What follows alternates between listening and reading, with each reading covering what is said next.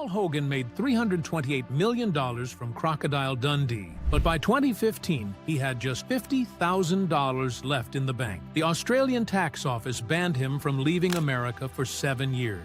He missed his mother's funeral. His co-stars had to loan him money to keep his house. But that's not even the worst part. In 2022, doctors discovered something growing inside his body. Now he can't gain weight no matter what he eats. The man who once wrestled crocodiles needs help opening pill bottles. He was born on October 8, 1939, in Lightning Ridge, a raw and dusty mining town buried deep in the outback of New South Wales. There were barely 2,500 people in that town, and most of them dug for opals in dangerous shafts, where the summer heat could burn past 40 degrees. His father had served in the war before settling into work as a canteen store manager. His mother stayed home, raising 6 children in a place that often felt more like a frontier than a town. The streets were red dirt, miners carried guns, and arguments over buried stones sometimes ended in death. That lawless world shaped Paul Hogan's sense of grit before he ever knew the word for it. But when he turned 9, everything changed. His family gave up on Lightning Ridge. There was no money left in opals, and they moved into a cramped 2-bedroom house in Granville, a working-class patch in Sydney's west. It was 1948. The war had ended, but the struggle hadn't. Paul's father brought in just $3 a week from his army pension. Rent swallowed almost all of it. With 6 kids under one roof, there wasn't room to grow. Paul ended up at Parramatta Marist High, a Catholic school where rulers were weapons and expectations were low. By 15, he dropped out. There was no other choice. 1 in 4 teenagers were leaving school to help their families survive, and Paul was now one of them. He picked up his first real job in 1954, stepping into the world of construction with rough hands and a sharp tongue. Nights in Granville were cold, but they were filled with stories. Paul found his rhythm around the old wood stove, doing impressions of radio comedians like Roy Renee and twisting Aussie slang into laughter. It wasn't just play. His father ruled the house like a sergeant, and Paul learned that humor could break tension faster than words. By 12, he was already performing sketches for neighbors, earning sixpence from adults who couldn't stop laughing.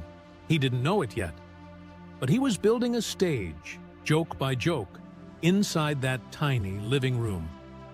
That same year, the family took a trip back to Lightning Ridge.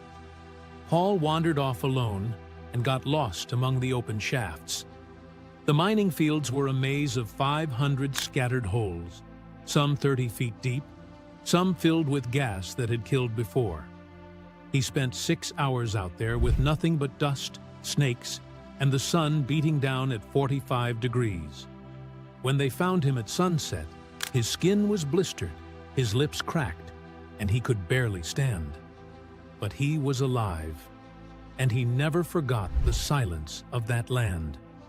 Years later, he said that was the day the outback first really got into his bones. At school, he became Hogas. The nickname stuck after he pulled one too many stunts, like pretending to be a wildlife expert and telling substitute teachers about creatures that didn't exist. Drop bears, hoop snakes, wild tales. The students believed it. So did some of the teachers. During lunch breaks, he'd charge 3p to hear more, turning fiction into a business. Detention was just another stage. Teachers called him disruptive, but some quietly admitted his wit was sharper than most adults they knew. By 15, he was done with school and knee-deep in labor. The jobs were brutal: shoveling, hauling, lifting steel in 12-hour shifts that paid just a few pounds a week. He lived in boarding houses with other young laborers, slept on creaky cots, and kept his humor sharp because that was the only way to stay sane. At 19, he landed a gig that would shape the next decade of his life, working as a rigger on the Sydney Harbour Bridge. That job was life and death every day. Hogan climbed the 134-meter-high structure without safety harnesses, crawling along beams, rigging platforms for painters. The original construction had already claimed 16 lives. Hogan later joked he sometimes went weeks without losing a single painter. But the truth was, every day up there was gambling with gravity. Rain, wind, steel, and sweat. And somewhere between the fear and the grind, he learned how to turn danger into punchlines. To make extra money, he poured beers in Sydney pubs at night. And when the crowd got drunk enough, he'd start roasting them. Their jobs, their accents, their bad haircuts, nothing was safe. The roughest patrons usually laughed the hardest, but sometimes they didn't. One night, he pushed it too far, and the whole pub exploded into a fight. That night taught him there was a thin line between funny and fatal. He never crossed it the same way again. In 1958, still only 19, he married Noeline Edwards. They met at a local dance, fell fast, and built a life before they had a plan. By 22, they had 3 sons, but the money never kept up with the mouths to feed. He was still doing dangerous rigging work by day and side jobs at night. In 1961, the pressure cracked their marriage. They separated, came back, separated again. Eventually, they divorced in 1981, remarried in 1982, then divorced again for good in 1989. Their story played out in front of an entire nation and became one of Australia's most public heartbreaks. During those years, Hogan hustled hard. In 1963, he started driving trucks, hauling rock and supplies from remote areas back into Sydney. He even took up a risky side hustle, smuggling opal dirt out of Lightning Ridge, secretly picking out small gems and pocketing them. He later said if he'd been caught, he would have gone to jail. But he had mouths to feed and no safety net. The cash kept the family afloat. Then, in 1968, everything changed. One afternoon during a lunch break on the bridge, TV producers showed up to shoot a safety PSA. Hogan started cracking jokes about hard hats and regulations. Nobody asked him to, but his delivery was gold. The producers couldn't look away. By the end of the day, they offered him a role in union commercials. Those aired on Channel 7 and pulled in over 3 million viewers. He made more money from those ads than he did in a year on the bridge. It was the moment that split his life in half. In 1970, he appeared on Tonight with Al Fisher and threw out the script. Instead of playing it straight, he improvised a wild outback survival routine. Audiences erupted, phone lines jammed. His fee jumped from $50 to $500 within days. Competing networks fought to sign him. The clip aired 3 times that week and pulled in more than 800,000 viewers each time. He had officially gone national. But not everything went smooth. In 1971, he was filming a cigarette commercial when a venomous snake bit his stand-in. 3 days in the hospital, production delays, doubled budgets. Hogan developed a deep fear of snakes. The ad never aired. The company lost $45,000. From then on, his contracts included hazard pay and safety clauses. He never stood near snakes again. 1972 nearly wrecked him. He wrote and starred in The Little Hogan Family, a sitcom meant to show a softer, suburban side of himself. He poured $10,000 of his own money into it, hoping to be Australia's answer to American dads on TV. Audiences hated it.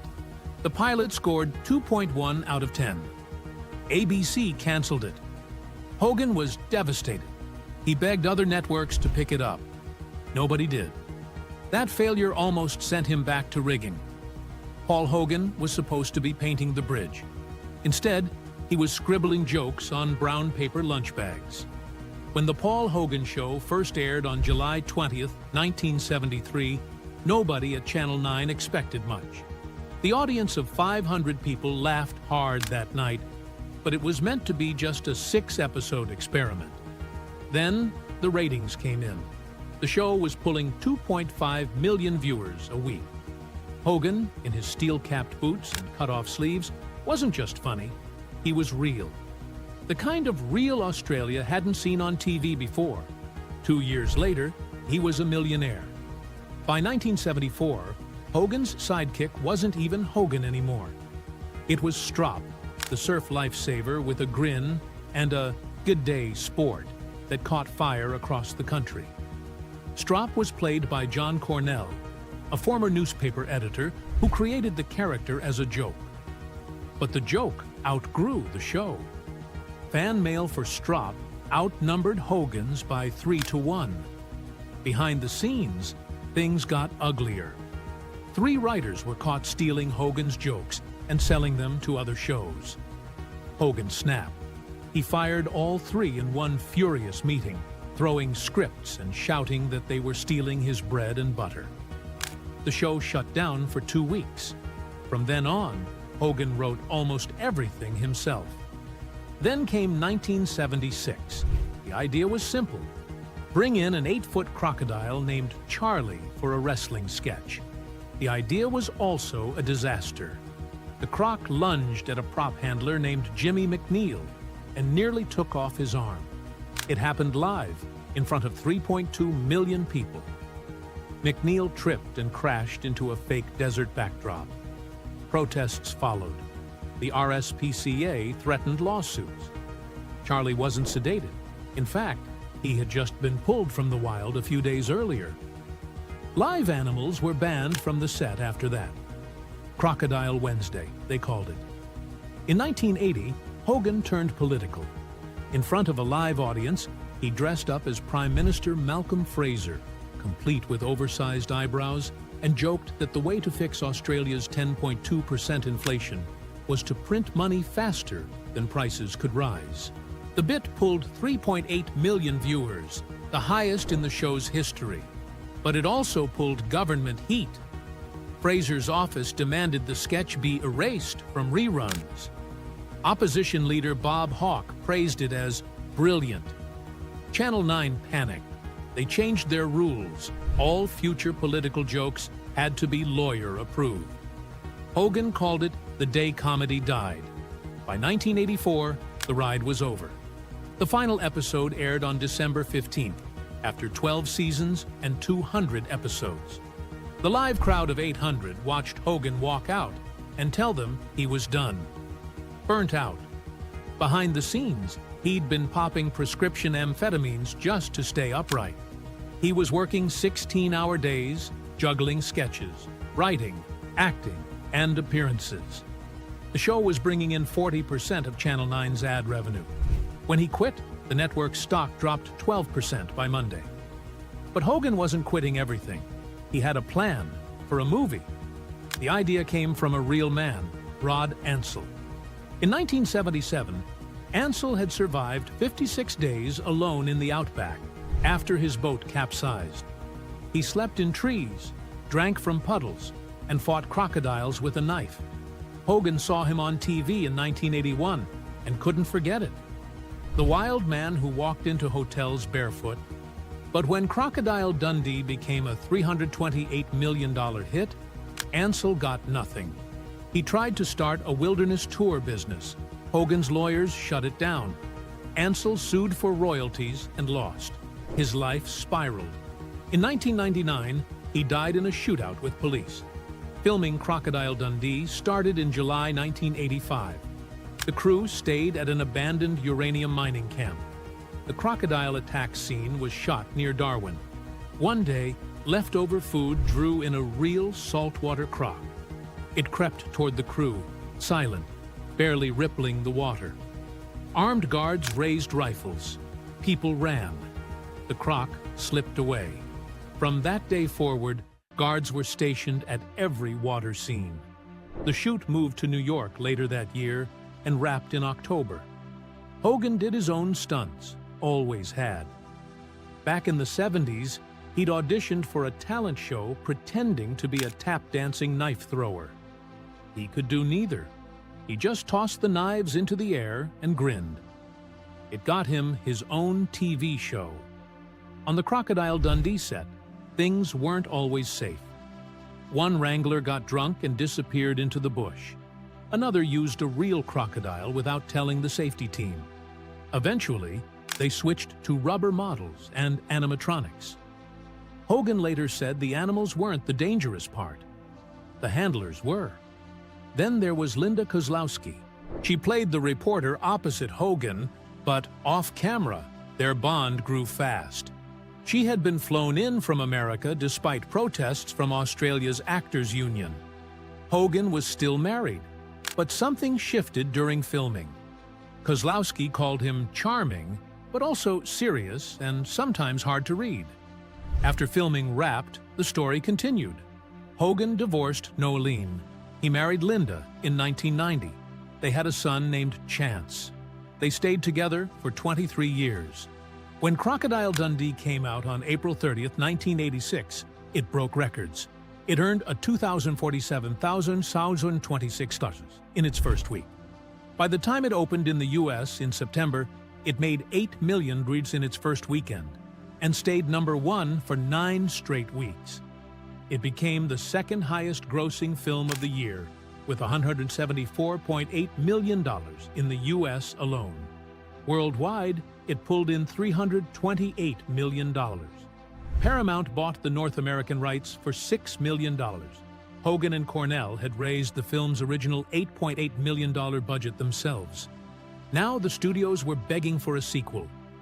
Crocodile Dundee the Severforn, Dundee Taltud, was filmed in 1987 across Queensland and New York with a $14 million budget.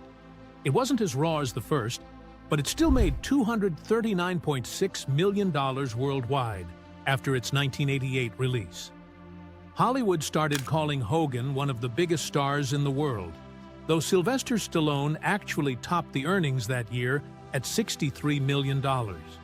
Hogan made his money from owning 60% of the original film's profits. He had never needed a big paycheck. He had a piece of the whole pie. Then came the missteps. Almost an Angel in 1990 was Hogan's attempt at heartfelt comedy. A $25 million budget turned into just $6.94 million at the box office. He played a thief who thinks he's become an angel. Critics hated it.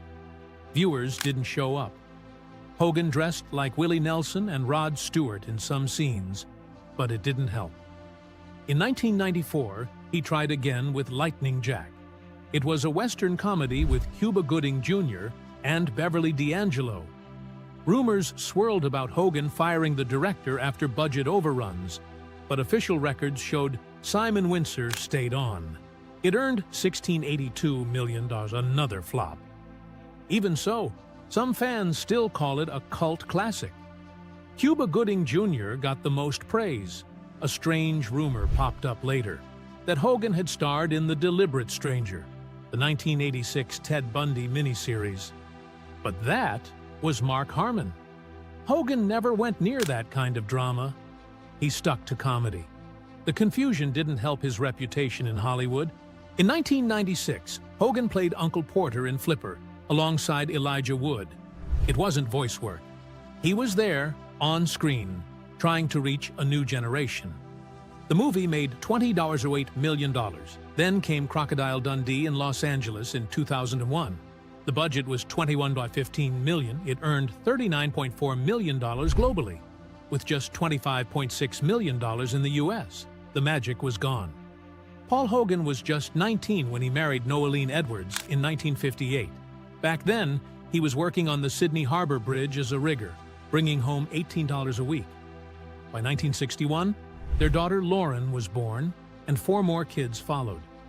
But things began to change fast. In 1972, Hogan suddenly became a TV star thanks to a current affair, and his paycheck jumped to $200 a week. Noeline stayed home with 5 kids, while the spotlight pulled Hogan further away. Fame started feeding something else in him. In 1981, they divorced. She said the man she married had vanished, replaced by someone addicted to attention. The settlement gave her $500,000 and the family home. But the story didn't end there. A year later, in 1982, they got married again. 4 years after that, in 1986, they divorced again. By then, she had discovered through tabloids, before he ever admitted it, that Hogan was having an affair with Linda Kozlowski. It all started during the filming of Crocodile Dundee in 1985. Hogan was 46, Kozlowski was 23, and married to a cinematographer. Paparazzi caught them at LAX in December, and from that moment, the story exploded. Tabloids paid $50,000 for photos. Noeline Edwards got death threats. Hogan's wholesome image crumbled. In 1990, he married Kozlowski in Morocco in a wedding that cost $2 million. But behind the scenes, things were already beginning to rot. Hogan got obsessed with hiding money. He spent months away trying to avoid taxes. By the time they divorced in 2008, Kozlowski walked away with $20 million full custody of their son, Chance, and the $4.2 million Malibu mansion. It was revealed that Hogan had hidden assets across 12 countries. Kozlowski later said he spent more on tax lawyers, $8 million, than he ever did on vacations with his family. She called their marriage 20 years of financial paranoia, sprinkled with brief moments of romance. In 2010, Hogan was 71 and trying to rebuild his life. That's when he started dating Zoe Lynch, a yoga instructor from Byron Bay, who was 34 at the time. She moved in with him into a far more modest $800,000 apartment in Venice Beach. But after 4 years, she left too. His health was slipping. In 2014, he was diagnosed with kidney disease and needed dialysis 3 times a week. In 2019, he was seen being wheeled through LAX in a wheelchair. The man who once chased crocodiles on screen could barely stand. He was 80. His son Chance, now 27, moved back from New York to care for him full-time. He said his dad needed help with everything, even opening pill bottles. His 5 older children from the first marriage rarely visited. Hogan spent his days alone, living in the silence of decisions he made decades ago. Chance called it his father's punishment for choosing fame over family. Back in March 2003, when Hogan was still trying to enjoy the last of his Hollywood fortune, the Australian tax office launched an investigation that would haunt him for years. They found out he had funneled $37.5 million through Swiss accounts between 1986 and 1991 without paying taxes. That same year, Australia issued a departure prohibition order. Hogan couldn't leave the U.S. He missed his mother's final days. He couldn't go home for weddings, funerals, or family events. For 7 years, he was stuck in Los Angeles, and he kept saying he never thought it was illegal. His advisors had told him this was how big stars protected their money. But when his advisor John Strossen was arrested in 2007 and sentenced to 2 years for fraud, Hogan had to come back to Sydney to testify. He said in court that he'd been misled, that he trusted the wrong people. Between 2003 and 2008, he spent more than $10 million on legal bills. His net worth dropped from $30 million to $8 million. He lost weight. He couldn't sleep. His marriage with Kozlowski started to crack under the pressure. In 2010, he reached a quiet settlement with the ATO. The deal was supposed to end everything. But 7 years later, the head of the tax office spoke about the case at a conference, breaking confidentiality. Hogan sued and won $500,000 in damages. But it didn't matter. The damage had already been done. Word spread that Hogan had paid $42 million in back taxes and penalties. Studios didn't want him anymore. His reputation was ruined. He didn't get movie offers. He didn't get commercials. That same settlement that was supposed to set him free became the chain that dragged him down. In 2012, he got one last chance. Paramount offered him $2 million to reboot Crocodile Dundee. He showed up to auditions in LA. but people were shocked. He looked weak. The magic was gone. The studio pulled the plug and demanded their $2 million back. He didn't have it. His agent had to negotiate a payment plan. Clips of the failed audition leaked online, showing him struggling to do even the simplest stunts. He became a sad story in Hollywood. He lived off residuals from reruns and dealt with IRS audits that questioned every little expense. By 2015, things were worse than ever. Tax liens were placed on his Sydney properties, including his childhood home in Granville. He made just $1 million from the 2016 film The Choice, but it was swallowed by legal bills. A private letter from 2020 revealed that Hogan had just $50,000 left in the bank by the end of 2015. He had almost filed for bankruptcy. What saved him was the kindness of old friends. Co-stars from the original Crocodile Dundee cast pooled together a $500,000 loan. It let him keep his home. He called it the act that saved his life. Since then, he's been slowly paying them back with tiny roles and commercial appearances. Then came 2022. Hogan was diagnosed with retroperitoneal fibrosis, a rare condition where fibrous tissue wraps itself around vital organs. Doctors gave him steroids to fight the inflammation. But those steroids did something unexpected. His muscles shrank. His strength vanished. He lost all his body fat. No matter how much fatty food he ate, he couldn't gain a pound. At 83, he said he felt like he was being held together by string. His son, Chance, now had to open jars for him. A pacemaker was installed. The man who once threw knives on screen now needed help just to stand up. In May 2025, tabloids caught him being wheeled through Sydney Airport again. The world assumed the worst. Rumors flew that Paul Hogan was dying. But 2 months later, he spoke out. He said it was just arthritis and the long flight. He even joked that it might have been a skateboarding injury from when he was 80.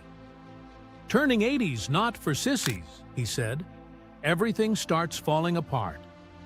But under the jokes was the truth. He was tired. His body was slipping away. By 2023 and 2024, he had tried to make quiet appearances, but the damage to his health was clear. His condition, which affects less than 1 in 200,000 people, left his body unable to retain muscle or fat. The fibrous tissue had nearly crushed his kidneys. Steroids helped, but at a terrible price. He said he had to take frequent breaks during interviews just to warm up. Without fat, he couldn't handle cold air. In 2024, something surprising happened. He had lunch with Linda Kozlowski and their son Chance.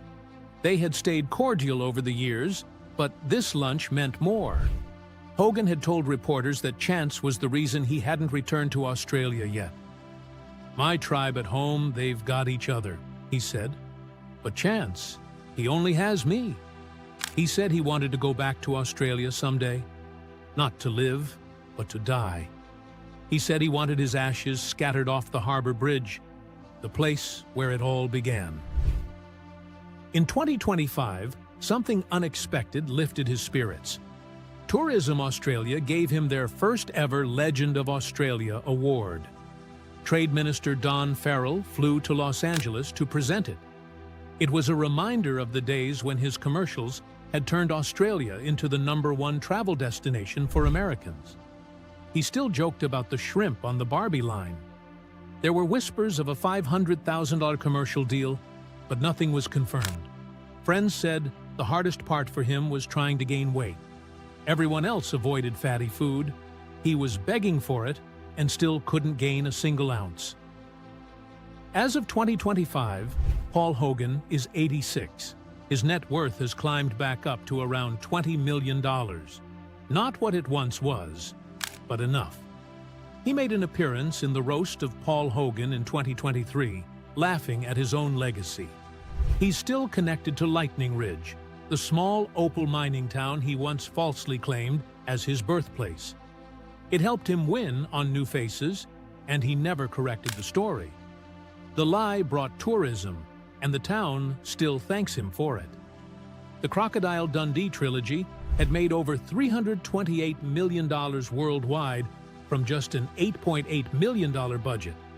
But the man who inspired the character, Rod Ansel, got nothing. He spiraled into addiction and died in a 1999 shootout with police. While Hogan battled lawyers and illness, Ansel's life ended in a blaze of violence. It was a dark mirror of the fantasy they'd sold to the world. And yet, through everything, through marriages and lawsuits and sickness and regret, Paul Hogan never lost his sense of humor. Even now, frail and living far from home, he says it's the little kindnesses that kept him going. A son's hand, a friend's loan, a warm memory from a long time ago. Maybe that's all any of us really hold on to when the lights begin to fade.